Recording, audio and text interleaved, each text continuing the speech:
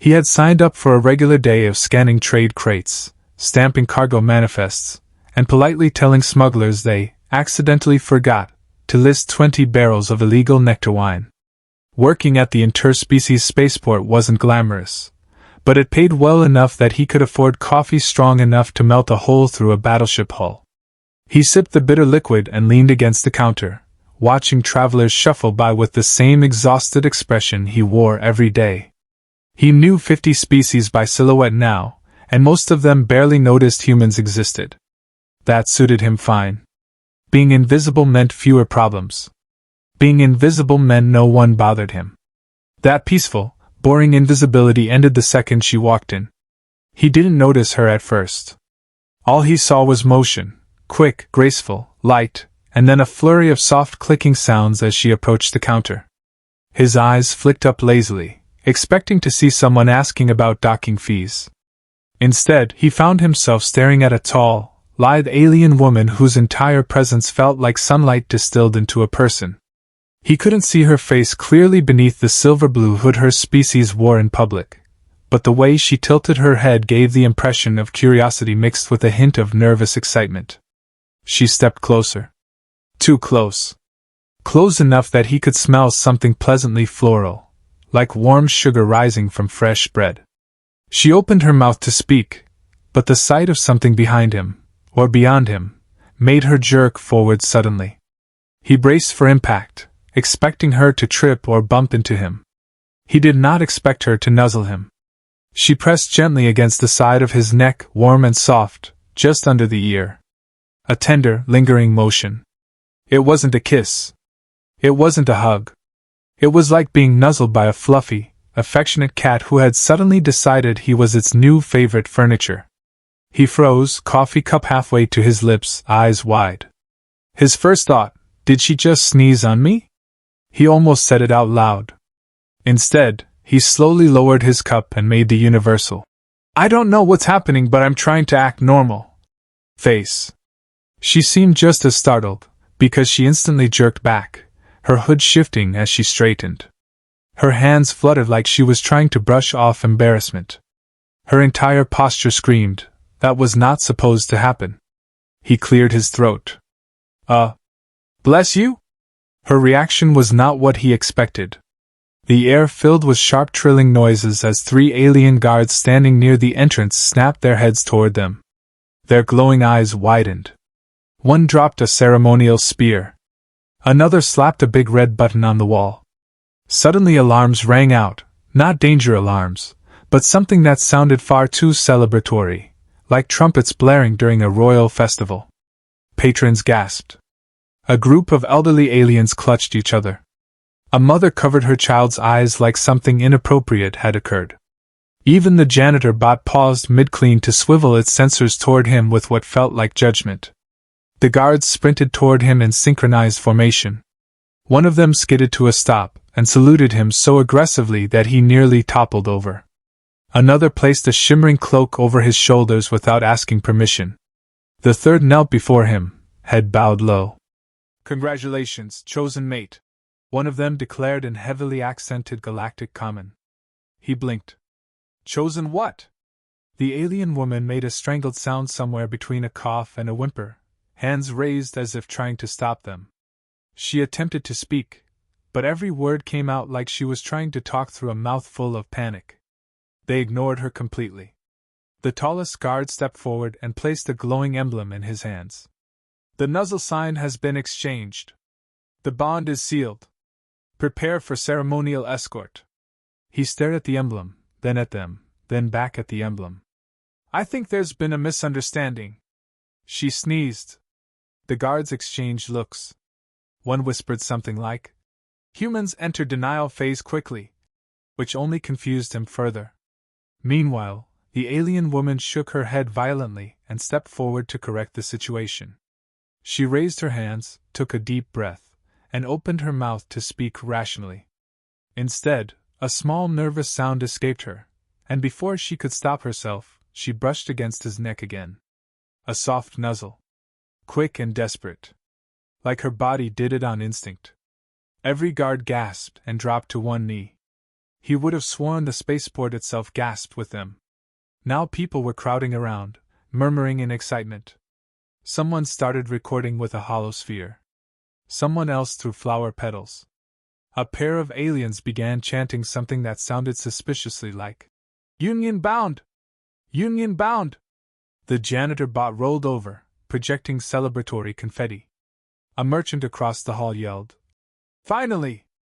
A cross-species love story!" Even though nothing had actually happened. The alien woman pulled back, mortified, clutching her own cheeks with both hands as though she could smother her own instincts. She waved frantically at the guards. She waved at him. She waved at the universe in general. He could tell she was trying to say, "No, no, no, stop!" But her species vocalizations and frantic gestures only seemed to convince the guards she was overwhelmed with joy rather than drowning in embarrassment. One of them lifted him bodily off the ground. Another draped more ceremonial cloth over him until he resembled a very confused burrito. They started carrying him toward the exit with reverence, chanting something rhythmic and celebratory with each synchronized step. He flailed weakly in protest, but they carried him like he weighed nothing. "Hey! Put me down! I'm not anyone's chosen anything!" A guard patted his shoulder gently. "The bond is eternal. Accept your destiny." He stared at the alien woman as they carried him past her. She looked like she wanted to sink into the floor and disappear. She mouthed something apologetic. He mouthed something confused. She mouthed something that might have been, "Help!" But it was too late. They were already parading him out like some cosmic groom none of them realized didn't sign up for anything. And all he could think was, "I need new deodorant. Because apparently mine just started an interplanetary marriage." He lost count of how many ceremonial fabrics they wrapped him in by the time the doors to the alien embassy slid open. The guards marched him inside with the same solemn dignity one would use to transport a sacred relic or a fragile ancient crown. Except instead of a relic, it was just him, an average human who had been nuzzled twice in under 5 minutes and now apparently belonged to an entire alien civilization. He tried to resist, but it was like arguing with a parade float. They surrounded him with such earnest reverence that it felt wrong to push them away. At least they finally set him down once they reached the center of an elaborate chamber bathed in soft violet light. He stumbled forward, catching his balance on a plush surface that turned out to be a cushion designed specifically for newly bonded mates. It felt like sitting on a warm cloud with built-in massage features. Several attendants rushed forward instantly. He didn't even get a chance to breathe before they started adjusting the cloth draped around him, adding decorative ornaments, and brushing imaginary dust off his sleeves. One alien touched his hair gently and made a pleased noise. Another sniffed the air near him and flapped her hands excitedly, exclaiming something about fresh compatible pheromone output. He had no idea what that meant, but judging from how they reacted, clapping hands, chattering in excitement, exchanging congratulatory gestures, it was apparently a compliment. He forced an awkward smile. The alien woman who had nuzzled him was ushered forward next. Unlike him, she walked on her own feet, though she looked like she wished she didn't exist. Her posture was tense, shoulders hunched, hands clasped nervously in front of her. Her hood had slipped slightly, revealing faint shimmering patterns along her neck that pulsed with a pinkish glow, a biological emotional response, he guessed. She kept glancing at him with wide, embarrassed eyes. A group of elders approached with dramatic robes swishing. One carried a thick ceremonial tablet. Another held a spherical crystal that hummed and glowed. They circled the pair like priests preparing to bless a divine union. The eldest one cleared his throat, which sounded like a soft click followed by a purr. He raised the tablet and intoned gravely, "The nuzzle has been exchanged. The bond is recognized. The path to union begins." The alien woman squeaked in protest. She stepped forward and waved her hands frantically, trying to explain in her language, but her words seemed to confuse the elders. One of them tilted his head and responded slowly in common. "Your excitement is understandable. Many brides become overwhelmed by love joy." She made a desperate gesture that clearly meant no, you fool, That's not what I meant. But the elders read it as confirmation and nodded sagely. He raised his hand timidly. I think we're having a miscommunication. She sneezed. That's all. The elders exchanged pitying looks, the kind of looks given to someone who says something deeply foolish. Humans, the eldest said kindly, often struggle to accept destiny so soon. It is natural to be in denial. He stared at them. I'm not in denial. They didn't let him finish. Attendants burst through side doors, rolling in racks of shimmering garments. Fabric in every shade of blue, lavender, and rose glimmered under soft lighting. Several attendants approached him with measuring instruments and began rapidly assessing his height, arm span, wrist width, shoulder curvature, and even the angle of his smile. One of them muttered something about adjusting for human symmetry. Before he could understand what that meant, someone wrapped a large translucent film around him. It displayed different outfit styles directly on his body like a holographic fitting room. Every time he protested, the projection shifted to another style. Sleek robe. Fluffy ceremonial cloak. Tight formal tunic. Flowing embroidered mantle. The alien woman received similar attention, though her attendants seemed far more panicked, probably because she kept trying to bolt. One of them gently guided her back every time she tried to slip away.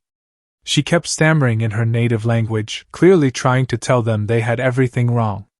And every time she got overwhelmed, she accidentally leaned forward and brushed her forehead or cheek against his shoulder or neck. Not full nuzzles, but close enough. Every time she did, attendants cheered like fireworks had gone off. He learned something very quickly. Her species took nuzzling extremely seriously. Not casually. Not romantically. Religiously. It was the equivalent of signing a marriage license, exchanging vows, and kissing all at once. Their biology bonded through scent and touch. One nuzzle sealed lifelong devotion. 2 nuzzles? That was practically a royal engagement. 3 nuzzling incidents in 5 minutes? That was cosmic fate. He didn't know whether to laugh, cry, or run, because things only escalated further when another group of attendants shoved a large glowing menu screen in front of him. It displayed bonding ceremony options. There were dozens. Do you prefer the endless starlight theme or the eternal meadow theme? An attendant asked earnestly. I prefer to not get married, he squeaked. They interpreted his raised voice as excitement. Ah, passionate. He chooses eternal meadow, someone shouted. That choice locked in instantly.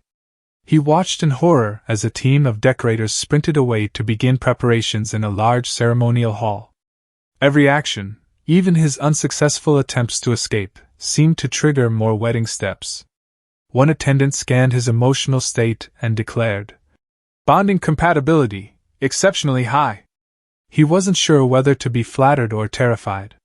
The alien woman rushed to his side and finally managed to speak in common, though her voice trembled. I'm so sorry. This is a mistake. I didn't choose. But the moment she tried to get the sentence out, her nerves spiked, and her biology betrayed her yet again. She leaned forward and nuzzled his neck involuntarily. Every elder gasped. Every attendant froze. The guards saluted. Someone fainted. And he, overwhelmed by the sensation, did the only logical thing left. He fainted too. When he came to, he was lying on a plush cushion surrounded by the soft hum of alien music that sounded like wind chimes in zero gravity. The alien woman was sitting across from him, knees folded neatly beneath her, hands clasped together, as if trying to hold herself still. Her neck glimmered faintly, a soft pink pulse that told him her emotional state was, whatever it was, rapidly fluctuating. From the look in her eyes, she was mortified. From the smell in the air, he could tell she was also panicking slightly. A tall instructor appeared, draped in ceremonial silks of soft lavender and silver. He, or maybe she, it was difficult to tell at first glance, held a small orb glowing faintly blue. The orb floated between them, spinning lazily, and then emitted a gentle hum. Compatibility exercises begin now, the instructor said, voice calm and melodious. Mutual warmth exchange.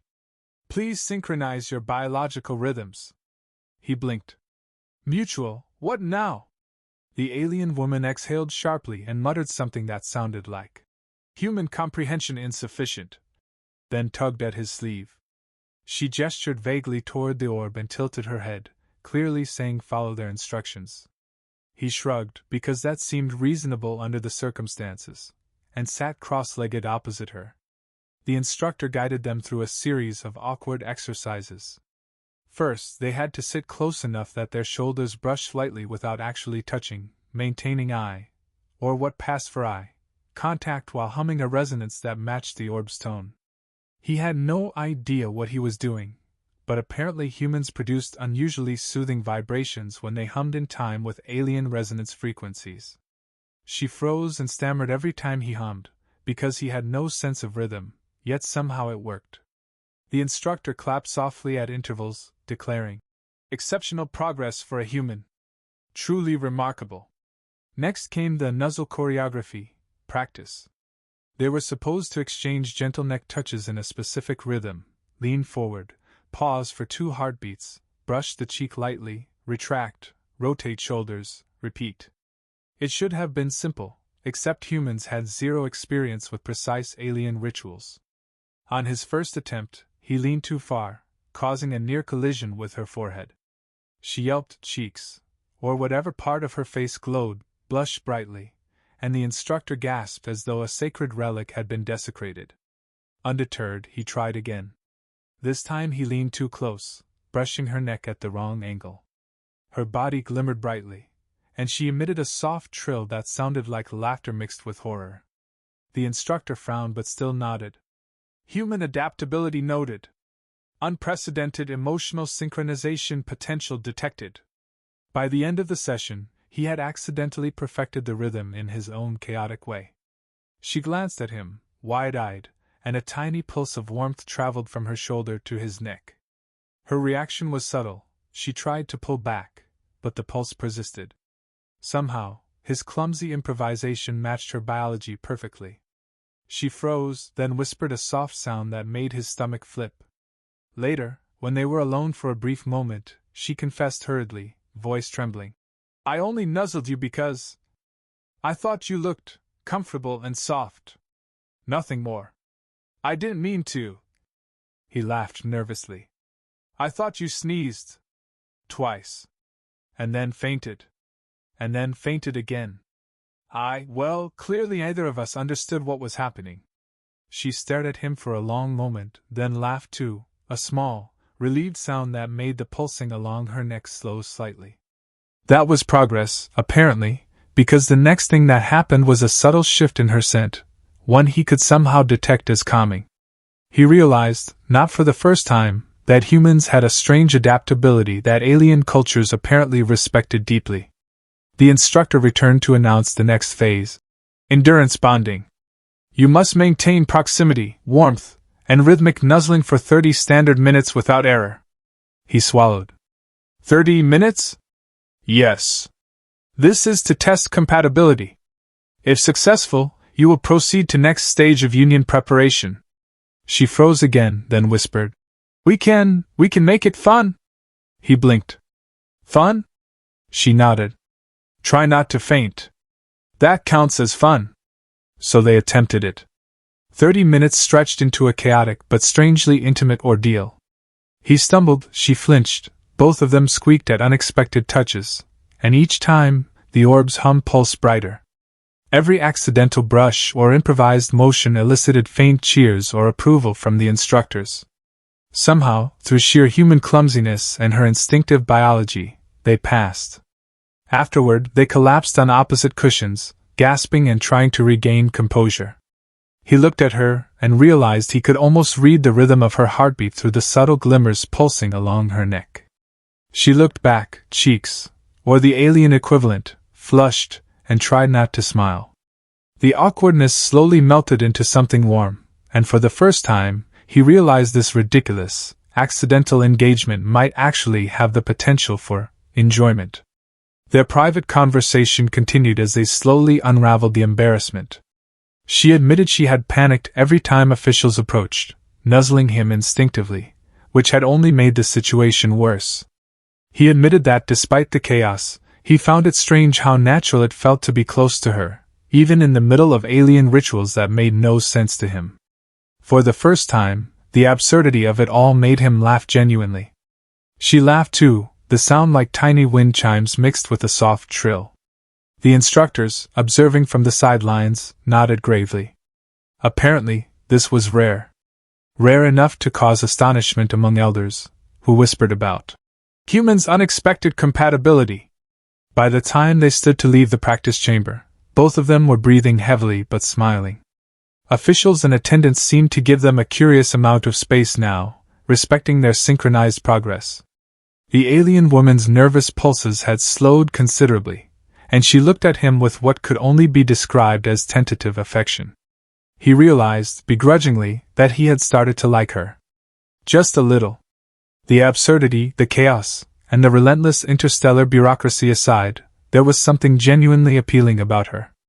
And judging by the subtle glimmer and warmth she radiated in his direction, she might be feeling the same way, even if either of them was willing to admit it aloud. The Galactic Fan Club monitoring the pair via holographic broadcasts would have called it electrifying chemistry.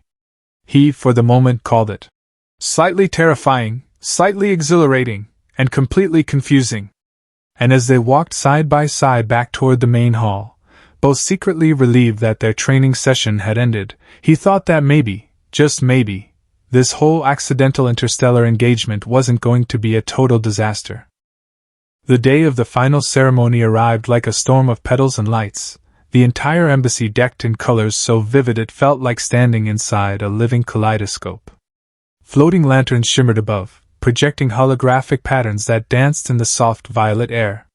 The hall smelled of alien blossoms, some sweet, some spicy, and some he couldn't even identify but somehow made his stomach flip. Everywhere he looked, attendants scurried like choreographed ants, adjusting banners, lighting ceremonial flames, and making sure nothing could possibly go wrong. Of course, that didn't make him feel any better. He stood nervously on the elevated dais, draped in silks that shimmered like liquid starlight, while the alien woman sat nearby, her robes flowing like mist. Her neck glowed faintly, pink pulses speeding up every time he took a breath. He could tell she was as nervous as he was, though she tried to act composed. Every time she shifted, he caught a tiny accidental brush against his arm, and the hall collectively gasped or fainted in awe. Officials approached with solemn expressions, carrying ceremonial objects he didn't understand, a crystal orb that thrummed in time with his heartbeat, ribbons that emitted soft warmth, and a scroll that listed the rules of the bond in a language only the elders fully comprehended. Apparently, humans were rarely allowed to participate directly in such rituals because most species lacked the proper sensitivity to pheromonal resonance. He didn't know whether to feel proud or terrified. The alien woman leaned slightly forward to whisper, "You know we could cancel this." "I could." He shook his head quickly. "No. Wait. I don't want you to feel trapped. If you want out, I'll." Her pulse quickened. She pressed her hands together nervously, then hesitated. I've grown attached. More than I expected. You're warmer than I thought humans could be. And surprisingly, fun, in the chaos sort of way." He blinked. "Fun? That's a relief. I was worried I was going to ruin everything just by existing." She laughed softly, a sound that made the surrounding attendants pause in admiration. "You ruin things, and fix them at the same time." That made him grin. It was the first genuine moment of calm he had felt since the accidental nuzzle that started this entire mess. He could see now that maybe this was supposed to happen, even if he had spent the last several days panicking, fainting, and being wrapped in glowing ceremonial fabrics. The officials returned and began the final ritual. He had to step forward and recite the binding oath, but in his case, it was translated into his language, which meant he could mumble awkwardly and still be understood. He repeated phrases like, "I accept warmth and closeness," and "I acknowledge interspecies commitment," with a nervous stammer, earning approving nods from everyone. She recited her oath immediately after, her glowing neck pulsing in sync with the orb, her voice melodic and precise, though every so often a soft accidental brush against him made him gulp. Then came the most dreaded test. They were instructed to remain completely still for a synchronized nuzzle, the ultimate proof of compatibility. Neither could blink, shift, or break contact. The tension in the hall was palpable. One false move, and the entire ceremony could have been nullified. They stared at each other awkwardly, both holding in breaths, both trying not to smile nervously. She reached forward hesitantly, as if testing the waters, and he leaned slightly closer to accommodate. For a moment it was perfect. And then she flinched.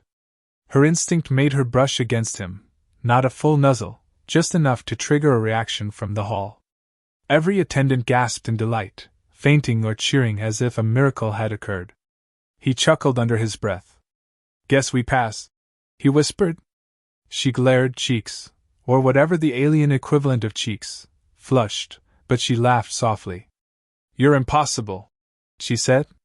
"Only because you make me feel like this is normal," he replied. The elders called for silence and explained that the final binding could still be annulled, but only if either nuzzled the other first. The room tensed as the couple stood frozen, everyone holding their breath. He glanced at her. She glanced at him. And for one perfect, ridiculous moment, both realized that neither of them wanted to break the bond. So he did what seemed natural. Leaning in slightly, he nuzzled her first, careful, gentle, respectful. The response was immediate.